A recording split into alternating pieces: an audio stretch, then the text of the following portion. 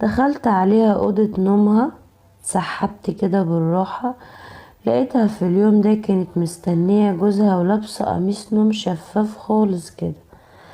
صورتها صور وحشة جدا، وعملت ايميل باسمها، وعملت ايميل تاني باسم شاب، واتكلمت وبعت الصور من الايميل ده للايميل ده، وبعت لجوزها المحادثات اللي ما بين الايميل ده والايميل ده، وكمان صورت هدوم النوم بتاعتها عشان اجيب زيها وابعتهم لجوزها واقول مش دي القمصان اللي زي عند مراتك.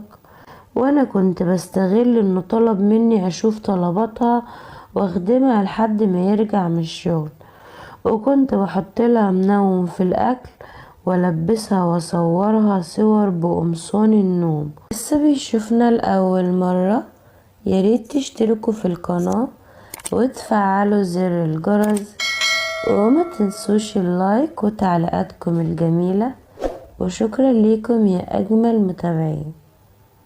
انا شهد، عندي 30 سنة، والدي ووالدتي الحمد لله على كل شيء، حالتهم المادية ميسورة الحمد لله.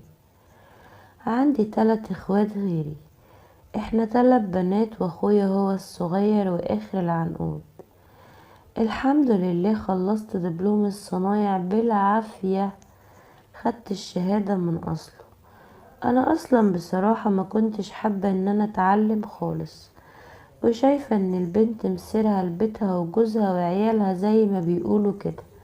انا طول عمري شايفة كده، لكن والدي ووالدتي حاربوا معايا بكل الطرق علشان اخد شهادة، وبصراحة بجد بجد والدي ووالدتي تعبوا معايا، وفي النهاية خدت دبلوم صنايع علشان ما ضايقهمش مني.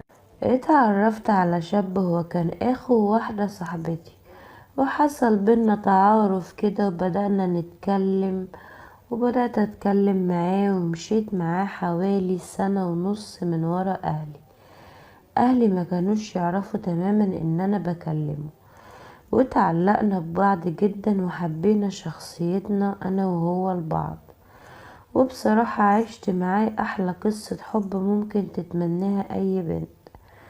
وطبعا انتهت انه جه طلب ايدي من والدي للزواج، وقعدنا فترة خطوبة حوالي كده 6 شهور، وبعد كده اتجوزنا وتم جوازنا على خير. انا اتجوزت في بيت عيلة، بس ليا شقة خاصة بيا كده، كنت ساكنة في الدور الاول.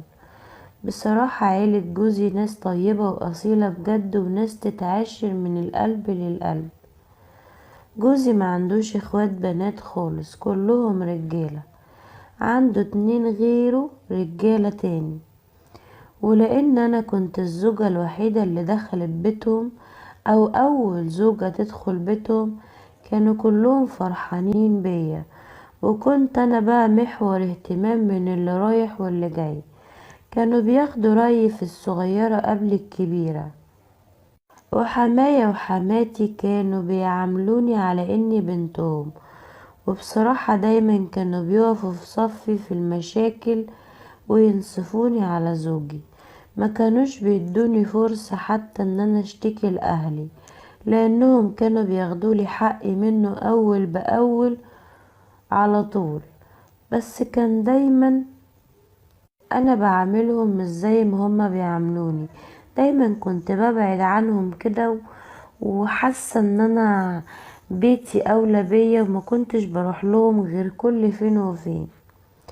اخو جوزي اللي اصغر منه على طول كان معظم الوقت بيسافر بلاد بعيدة جدا عن بلادنا، بس كان دايما بينزل زيارات، وانا بحبه وبعزه جدا جدا فوق ما تتخيلوا، وبعتبره اخويا الصغير يعني. بعد اول سنة جواز ربنا كرمني ببنت زي القمر، وكانت فرحة العيلة كلها، لانها اول حفيدة في عيلتي وعيلة جوزي. وفي السنة التانية ربنا كرمني ببنوتة تانية برضو احلى من الاولانية، والاتنين احلى من بعض. وبصراحة بناتي نوروا حياتي بكل معنى الكلمة، وهم كانوا اول احفاد للعيلة كلها، عيلتي وعيلة جوزي. ومحور الاهتمام برضو كان على بناتي وبس. كانوا متدلعين من الكل بصراحة، يعني اللي رايح واللي جاي كان بيجاملني في عيالي.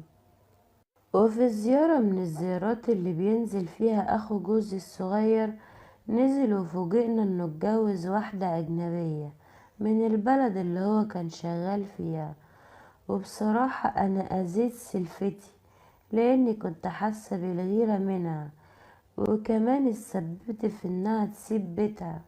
وطبعا محدش يعرف ان انا السبب في كل اللي انا عملته فيها لحد دلوقتي. هي عندها 24 سنة وجميلة جمال غير عادي. اول ما نزلت مع جوزها كان كله معترض على الجوازة، ان ازاي ابنهم يتجوز واحدة اجنبية، وازاي وازاي وازاي، وكل الكلام اللي انتوا عارفينه ده. طبعا ما تنسوش تعملوا لايك للفيديو وتشتركوا في القناة. بس بصراحة وبشهادة الجميع هي جميلة بأخلاقها واحترامها لغيرها، ما بتردش على حد، حتى لو حد أذاها بكلمة ما كانتش بترد عليه. هي دكتورة وشغالة في الخليج، وكانت بتنزل شهرين كل سنة، يعني يقعدوا في شقتهم اللي هي في بيت العيلة برضو اللي أنا ساكنة فيه. أنا بقى كنت طول الشهرين دول بعمل ليها مشاكل ومكايد محدش يقدر يتخيلها، ولا يقدر يتخيل ان في واحدة تعمل كده في واحدة تانية. كنت بغير منها رغم انها عمرها ما عملت لي حاجة، عمرها ما قالت لي كلمة ضايقتني. وعشان اجنبية زي ما قلتلكوا كانت جميلة الجمال اللي بنشوفه في التلفزيون ده. بصراحة كنت بحقد عليها على حب جوزها ليها، وقد ايه الناس كانت بتحترمها وبتقدرها وبتعاملها بطريقة انا كنت بغير من الطريقة دي. كمان جوزها كان بيحترمها جدا قدام الناس. وبصراحة انا جوزي بعد الجواز ما بقاش كده، بقى على طول نكدي وقافل على نفسه، حاجة ما يعلم بيها الا ربنا. بصراحة كلنا عارفين ان هي ساعدت جوزها في الشقة والفرش والدهب من غير ما حد يعرف، وكمان اشتريت له عربية علشان يقدر ويجي ويروح بيها الشغل. وحتى لما كنا نروح زيارة عندهم كانت بتخلي شكل جوزها قدام الناس كويس جدا. كانت دايما تقول جوزي جابلي وجوزي عملي وجوزي وجوزي وجوزي، وتخلي صورته في الأحسن قدامنا كل مرة. ولا مرة سمعتها بتشتكي من جوزها، ولا مرة سمعت ان في حصل مشكلة ما بينها وما بين جوزها اصلا. وبصراحة كنت بستغل ان هي مش بتعرف تطبخ علشان ما تقدرش تعمل حاجة وتقعد بقى شوية وتكن في البيت، بس كنت بلاقي جوزها بيخدمها بطريقة غير عادية، وممكن كمان ياخد اجازة من الشغل بالايام علشان يقعد معاها ويراعيها. حماية كمان بقى يحبها جدا ويزورها تقريبا كل اسبوع، لازما يزورها مرتين، وانا ما بقاش يزورني خالص ولا كأني موجودة زي الاول.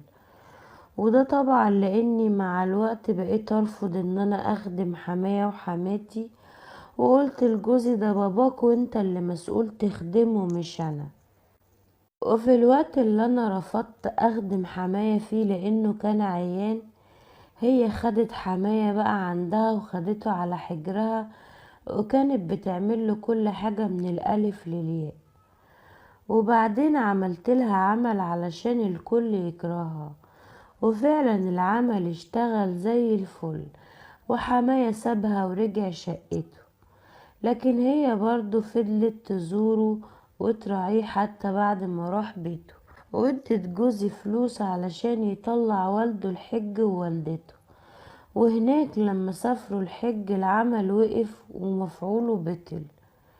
حتى لما جوزها كان بيجيله ضيوف كان هو اللي بيطبخ ويقول مراتي هي اللي طبخت، وانا كنت بعمل كل حاجة بقى تتخيلوها علشان احرجها واطلعها صغيرة قدام الناس. بس دايما محاولاتي كانت بتروح هدر، لان كل الناس كانت بتحبها حب غير عادي. وفي يوم قررت ان انا لازم ادمرها بقى خالص خالص. دخلت عليها اوضة نومها، سحبت كده بالراحة، لقيتها في اليوم ده كانت مستنية جوزها ولابسة قميص نوم شفاف خالص كده. صورتها صور وحشة جدا، وعملت ايميل باسمها، وعملت ايميل تاني باسم شاب، واتكلمت وبعت الصور من الايميل ده للايميل ده، بس للأمانة الايميلين بتوعي.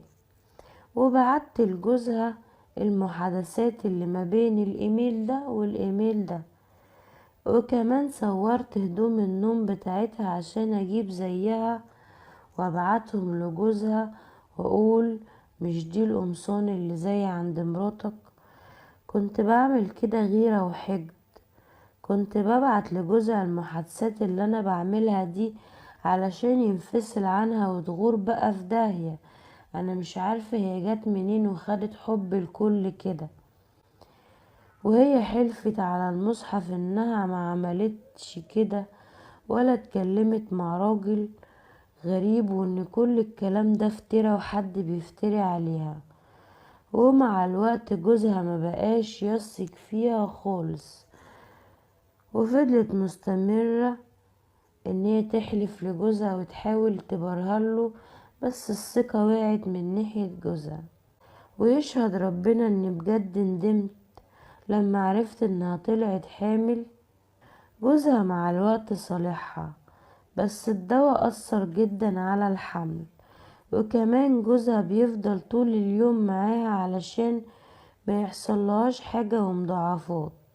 وانا كنت بستغل انه طلب مني اشوف طلباتها واخدمها لحد ما يرجع من الشغل، وكنت بحط لها منوم في الاكل والبسها واصورها صور بقمصان النوم، وكنت ببعت لجوزها من ايميل الشاب ده المحادثات برضه.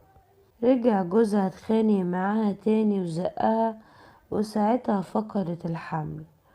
وبعدها رجع اعتذر منها وجاب لها الدهب بتاعها اللي باعه قبل كده عشان يشتري بيه شقة اكبر يعيشوا فيها. حاولت افرقهم بكل الطرق. مش عارفة انا ليه بعمل كده، بس الغيرة هتموتني بجد. ايه اللي يخليها تكسب قلوب الناس كده كلها وهي لسه يا دوبك عروسة ما كملتش 3 4 5 شهور؟ ده غير ان انا كل ده ومسكتش. جوزها كان ماشي مع بنت قبل الجواز او قبل ما يسافر، وكانت البنت دي بتحبه جدا جدا ومستعدة تعمل اي حاجة علشان ترجعله. قمت انا بقى كلمت البنت اللي كان ماشي معاها جوزها قبل ما يتجوزها، وقلت لها كلميه وبعتيله عشان يكره مراته بأي طريقة، وانا هخليه يرجعلك من تاني ويبقى دبلة كده في صباعك. وقلت لها تروح له الشقة وتخلي مراته تشوفها. وفعلا البنت سمعت كلامي، وقدرت بطريقة ما ان انا ادخل البنت البيت واطلعها الشقة والمراته مش موجودة. وفعلا البنت عملت اللي انا بقولكم عليه، ولبست قميص من قمصان مراته واستنته على السرير. بس انا طبعا كنت مرتبة كل حاجة. اللي دخلت الشقة الاول كانت مراته، وساعتها فوجئت بواحدة جوه في الشقة، ولما اتعصبت وانهارت وقعدت تعيط، وجوزها حلف لها 100 حلفان ان ملوش ذنب. حصلت مشاكل كبيرة جدا. انا استغليت المشاكل دي كلها وقمت سرقت الذهب منهم واديته للبنت عشان تجيله الشقة كل شوية وتروح له وتعمل لهم مشاكل، وتروح بالصور القديمة بتاعته هو وهي، وهكذا. بصراحة انا عارفة ان انا غلطت وندمانة ونفسي ربنا يسامحني. انا بجد خايفة قوي قوي من عقاب ربنا، خصوصا انها فقدت الحمل بسببي، ومحدش يعرف لحد الآن ان انا اللي عملت فيها كل ده. بجد انا غلطت وندمانة، ونفسي ربنا يسامحني. خايفة قوي من عقاب ربنا، وخايفة من اللي هيحصل لي من ربنا. الغيرة والحقد وصلولي ان انا اذيها الاذية دي كلها وهي ما عملتليش اي حاجة.